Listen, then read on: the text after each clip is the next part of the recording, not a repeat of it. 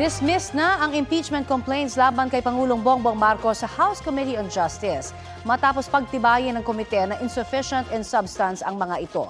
Kaya sa plenaryo na pagbobotohan kung matutuloy pa o hindi na ang impeachment proceedings laban sa Pangulo. Balitang hatid ni Jonathan Andal.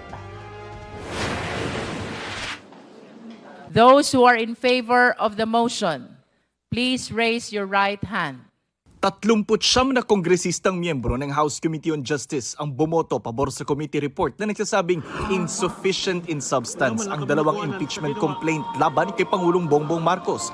Nanindigan ng Justice Committee na hindi sufficient in substance ang De Jesus at Masa et al. Complaint ay pinagtibay na din na i-dismiss itong dalawang impeachment complaint na ito laban sa ating Pangulo. Apat naman ang tumutol sa committee report. Well, I voted no because I think there's a misapplication of Section 5, Rule 3. The committee effectively conducted a mini trial. Denial of due process, serious allegations were dismissed without hearing. This is textbook grave abuse of discretion, and I think there's a sufficient grounds to raise it under Rule 65 before the Supreme Court. Sabi pa ng ilan sa kanila, kulang ang report.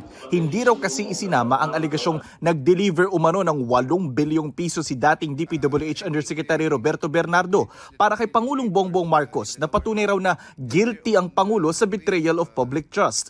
It is cited in the complaint that Yusek Bernardo delivered 8 billion pesos in kickbacks for the President. No, hindi po sinabing to the President but for the President.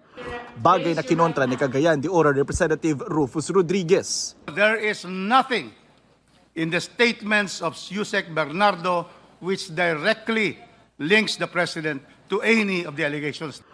Isang resolusyon ang ipinasa na sa Committee on Rules para mapagbotohan sa plenaryo ang pagbasura sa impeachment complaint. Sa ilalim ng House Rules on Impeachment, kailangan lamang ng botong 1/3 ng Kamara o 105 na boto para tanggihan at baliktarin ang committee report. Kapag nangyari ito, tuloy ang impeachment at kailangan gumawa agad ng House Committee on Justice ng Articles of Impeachment. Pero kung bigo ang mga nagsusulong ng impeachment na makakuha ng 105 na boto, patay na talaga ang impeachment complaint. Kailangan nang maghintay ng 1 taon bago muling makapag-initiate ng impeachment complaint laban sa Pangulo alinsunod sa 1-year bar rule sa saligang batas. That initiation is completed when you refer it to the Justice Committee, no?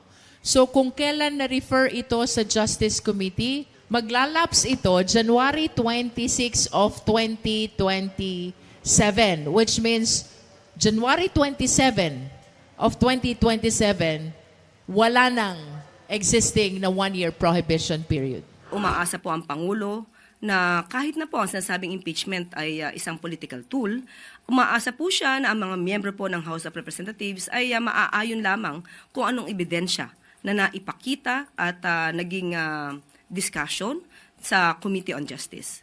At ang Pangulo po mismo, sa sarili niya, kumpiyansa siya na wala po siyang ginawang anumang impeachable offense.